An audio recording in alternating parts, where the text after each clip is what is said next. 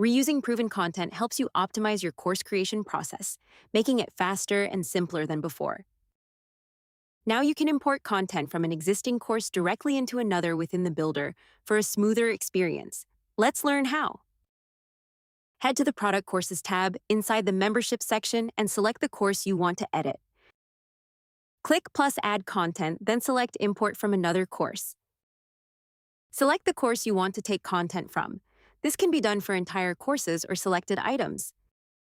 Select the content you want to import, then click Import Selected Items or Import Entire Course if copying all modules.